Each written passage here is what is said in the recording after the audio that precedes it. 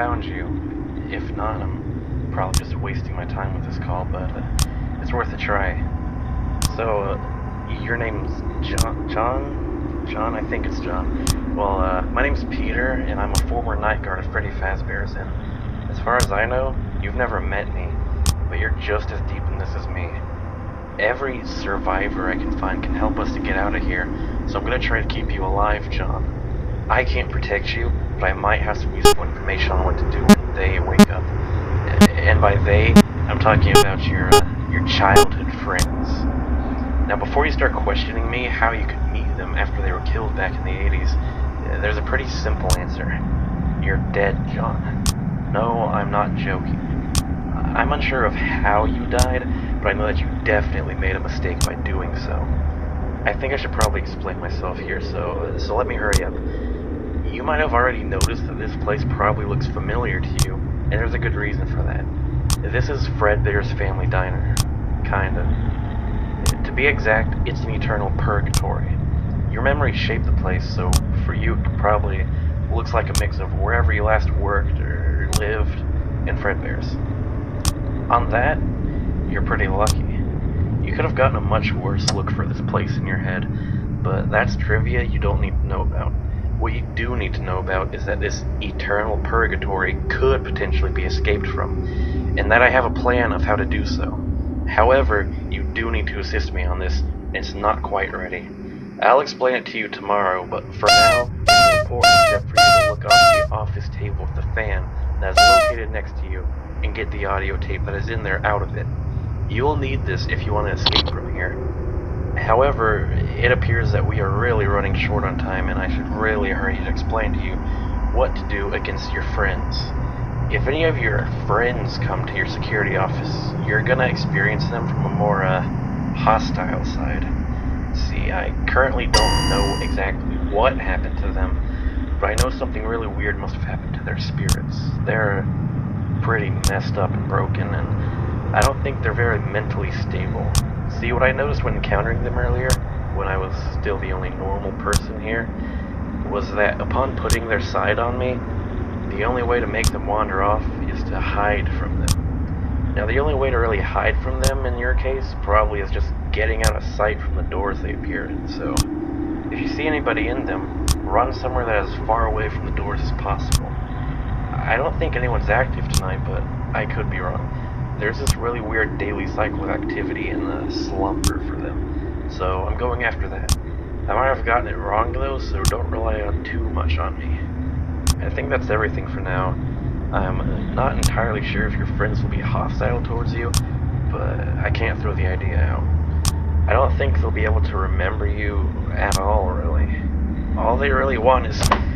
Damn it, I need to go right now, or one of them's gonna find me. Stupid yellow bear suit. I'll get back to you later.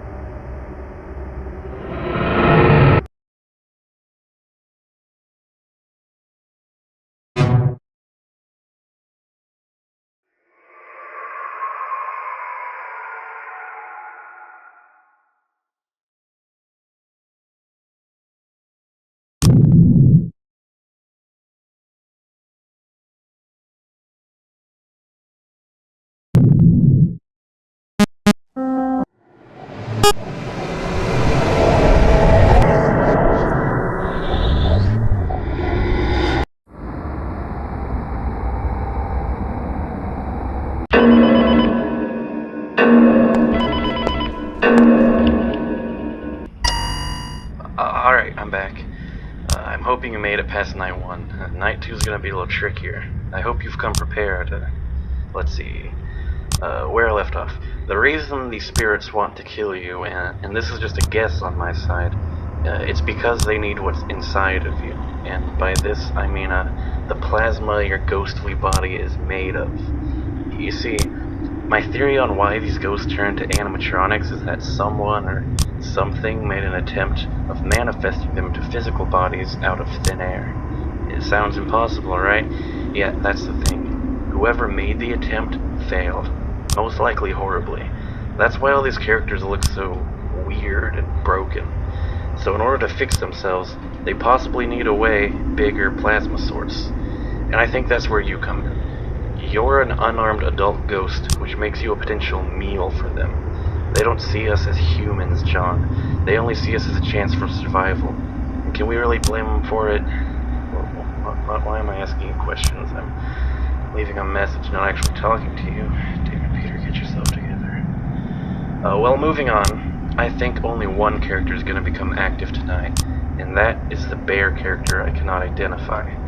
I have no idea what exactly he is, but it appears that his manifestation was somewhat fruitful. He seems to be glitching in and out of existence, which is why I dubbed him Am I Real? Clever, right? Yeah, not really, You really need to keep an eye on that guy, though, or else you're going to run into massive problems. If he's fixed and clean, you're absolutely fine. If he's broken, on the other hand, watch him for a few seconds. He should turn back to normal. If you don't keep him normal, he's going to really hurt you. Now, remember that plan I mentioned? Yeah, you do. This plan is it's still a work in progress, and I don't have everything ready yet. However, I'm pretty sure that there's more audio tapes like the one you hopefully picked up from the recorder yesterday, and they are going to appear in a different camera every night. If you see it, click on it with that mouse on the old computer in your room, and you'll probably obtain it. Now, I'm leaving it up to you. Don't waste too much time listening to this. He might already be active.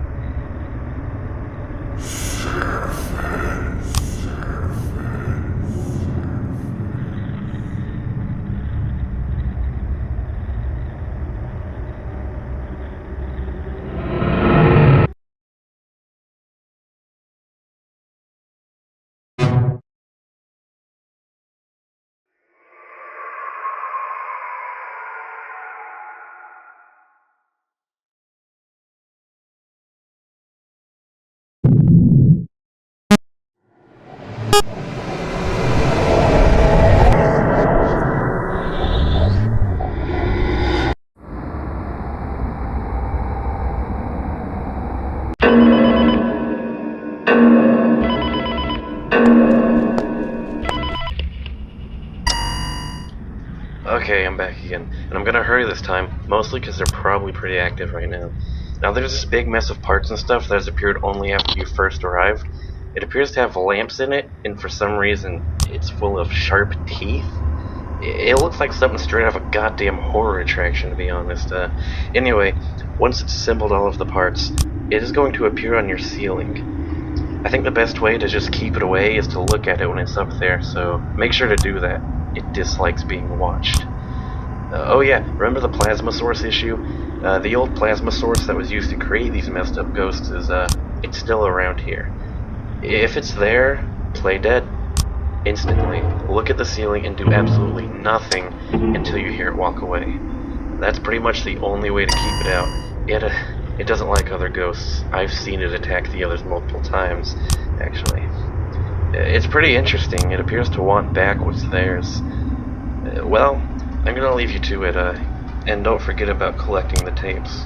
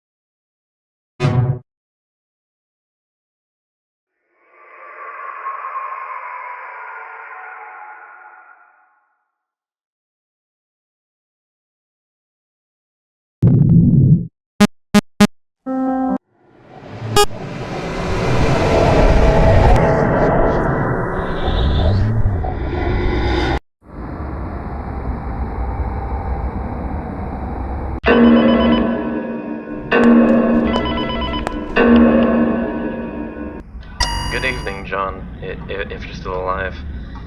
I have good news and bad news for you. The good news is that I pretty much got the plan figured out, and the bad news is that there's going to be another character around tonight. I'm pretty sure this character is something from the location we had back in '87, or at least something similar to it. It's a puppet, but it's full of these disgusting, slimy tentacles. If it appears in the window behind you, just look at it, and it should go back to where it came from. Tomorrow there's going to be another active enemy that is something new for you to watch out for, and that one might be the hardest to take care of. But for now, make sure you get through the night. I'm going to try and get you in on the plan and that new enemy tomorrow since I'm running out of time. There's a robot fox around me somewhere, and I'm pretty sure if I don't cover myself, he's not going to allow me to ever send you any message again.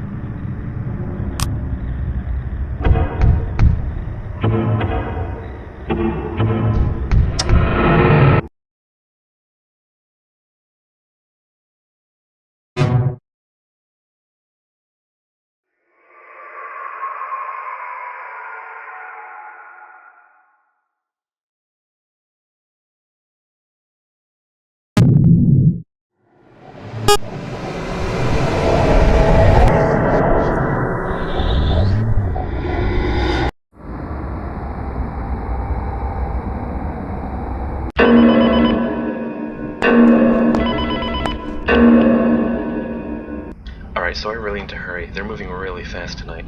You know that new enemy I mentioned? It's me. Well, it's not really me. To be exact, it's my physical remains from back in 1993. Yeah, I've been here for a while, if you couldn't guess by my knowledge of these ghosts. This character's gonna send you a voicemail on...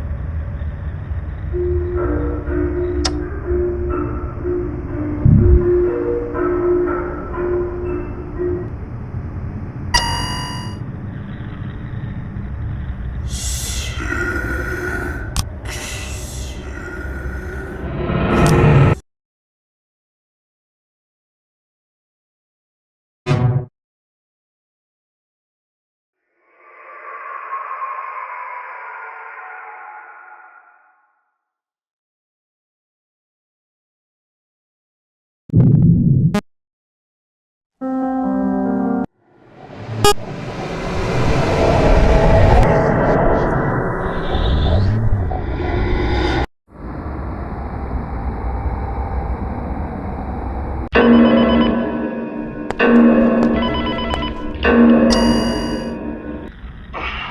here we go again.